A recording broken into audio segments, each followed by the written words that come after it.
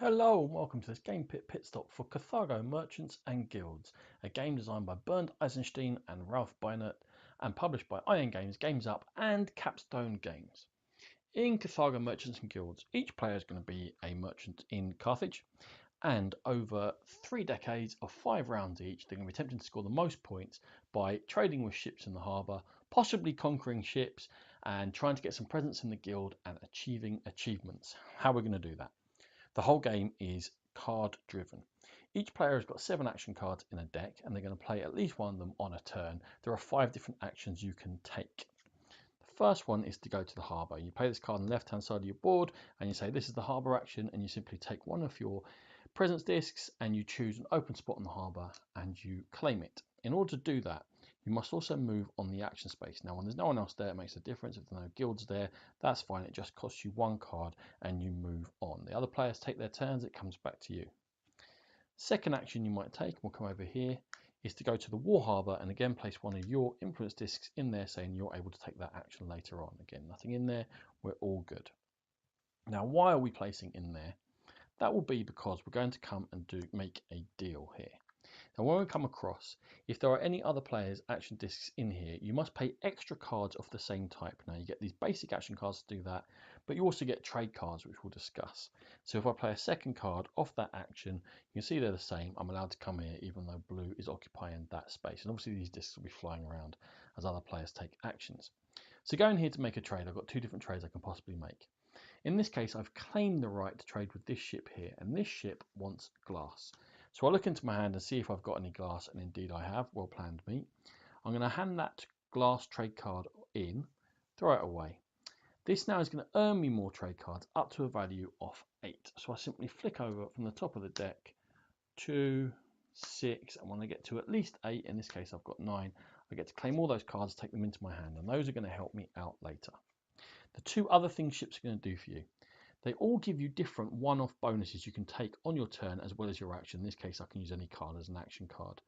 Also, this is one of the 2 ways to score points. You're going to want ships and presence in the guild hall, which we'll get to, and you're going to want to score achievements, and that's the only 2 ways you can score points, which again we'll get to.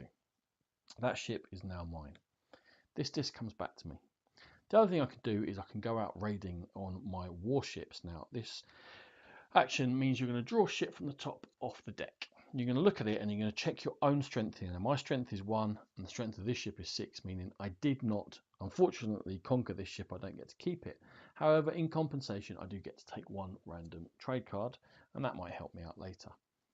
Now, let's say I got lucky when I did this, and oh look, this ship happens to be a value of 1. Now I'm going to do the same thing. I'm going to earn money from it, but this ship is going to come to me face down, and I'm not going to be able to do that one-off action until I can flip it face up again. It still counts towards my endgame scoring, however. Now, whether I was successful or not, I'm still going to be able to take the disc that I had in my war harbour and place it on the current decade's achievements. Now, they all score you points in various ways, and I'm going to have to spend a certain amount of money in order to go in here. So let's say this one is a straight up 7 points. I pop my influence disc in there. It says it cost me 2 money. I look back at those cards I earned earlier. That's the other thing that's on here. They've got actions, they've got goods, and they've got money. I spend that 2 money, throw it away, and now I have achieved that achievement. You can do a maximum of 6 of them over the whole course of the game, and they're going to score you points for various things like just being on achievements, or having lots of members in here, or having different types of ships collected, different types of goods, or that one just scores you straight up points. Now, the 4th action we're going to do is we're going to go and we're going to do some trading. I'm going to move my disc across here. Again, there's someone here, so I'm going to have to play 2 trading cards down. And it allows me to go to the market. Now, in this case, in going to the market, the first thing you get to do is you get to take a card that's on there. I'll take this into my hand. And the second thing you get to do is you get to swap a card from your hand from one on there. So let's say I put this cedar down and take this glass away. The third thing you can do in the market is those ships we were talking about, the one that I took for attacking it, it will be face down. Or if I've used a ship for its action, it will also be flipped face down. One of them I can flip back face up again, and that action is then available to me again during the course of the game at some point. This will then refill. Now the last action available to me is to increase my residence here. Now again, there's someone there. I'm going to have to play 2 cards down. In this case, I'm going to use a trade card to go down there. That's going to allow me to make more discs available to me, because whenever you go over here in the guild or wherever you go in achievement, you're going to lose these discs. Eventually, you're going to need more.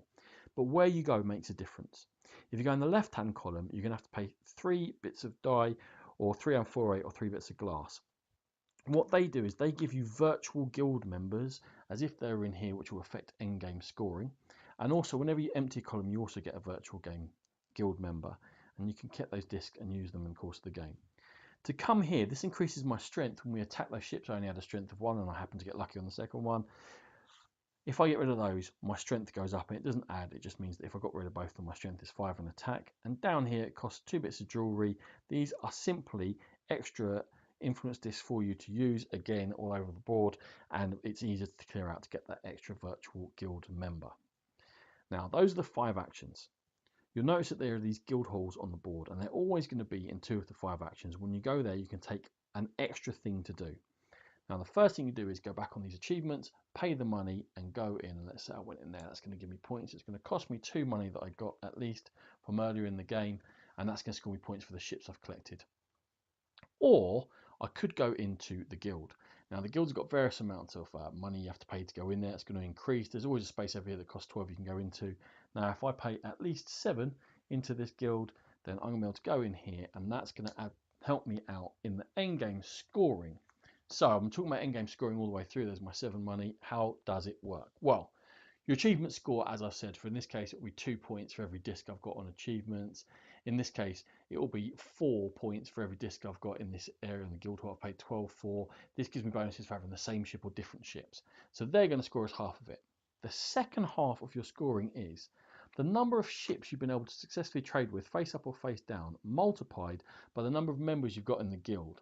When you add those 2 scores together, that is going to give you your final score, and whoever scored the most is going to be the winner in Carthago Merchants and Guilds. This has been a Game Pit Stop. For more videos like this, check out our YouTube channel. And for more in-depth coverage of gaming, please check out the Game Pit podcast.